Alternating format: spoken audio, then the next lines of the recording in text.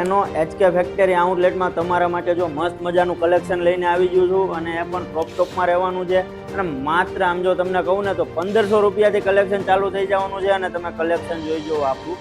આ તમને mirror work બતાવું છું, આનું ખાલી વર્ક જોવો, આનું ફિનિશિંગ જોવો અને કલર કપડું પેટર્ન તમને બહુ મજા આવે એવું રહેવાનું છે. તમને હું ખોલીને બતાવી દઉં. વસ્તુ એકદમ પ્રીમિયમ રહેવાની છે. આ આખો કોન્સેપ્ટ રહેવાનો છે.